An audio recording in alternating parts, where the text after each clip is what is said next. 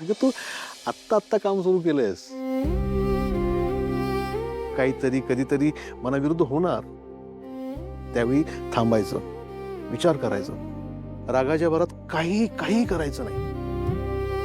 आज आत्ता इथं मी काही बोलले, नोकरी सोडून दिली तर काय काय होईल याचा शांतपणे विचार करायचा.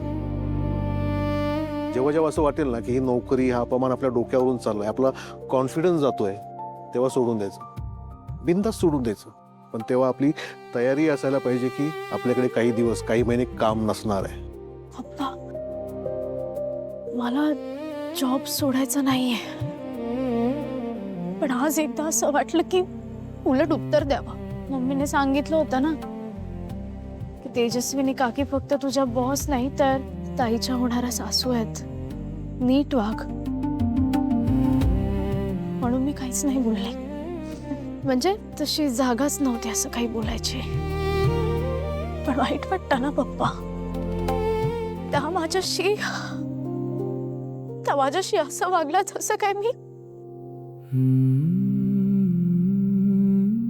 मी त्यांची पर्सनल नोकर आहे. ती समोरची बाई माझ्याशी काही बोलत होती, पण काकी काहीच नाही बोलल्या, फक्त माझी मजा बघत राहिल्या. काय गरज होती ना असं वागायची? त्यांनी बोलवलं होतं ना मला त्यांच्या बरोबर जायला, तरी एमडी कॉलेजची क्वीन आहेस तू, असं रडतेस काय? पप्पा, दुसरं कोणी असताना मी बोललीच असते, माझी काहीच चुकी नव्हती. उगाच बोलायचं म्हणून बोलल्या, इतका राग आलेला ना मला तेव्हा. तू शांत हो, शांत हो. तू बरोबरच वागली आहेस. तुझ्या बहिणीच्या होणाऱ्या सासूशी जसं वागायला पाहिजे ना तसंच वागली आहेस तू. आणि तू उलट उत्तर दिले नाहीस हे त्यांच्या लक्षात आलं असणार, नसेल तर नंतरही त्यांच्या लक्षात. त्यांना जरा जरी मन असेल ना, जरा जरी, तर त्यांनाही वाईट वाटेल.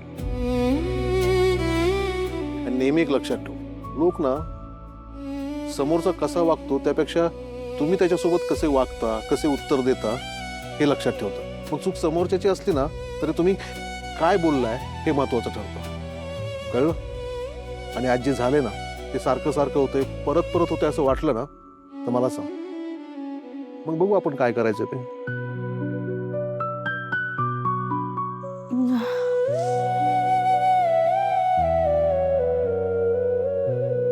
तुमच्याशी बोलून थोडं हलकं वाटतं आता. ए वेडो, कुणी किती काही असू दे, किती मोठा असू दे, श्रीमंत असू दे, माझ्या पण या राज्याची तू राजकन्या आहेस. तुम्ही सगळ्या माझ्या राजकन्या.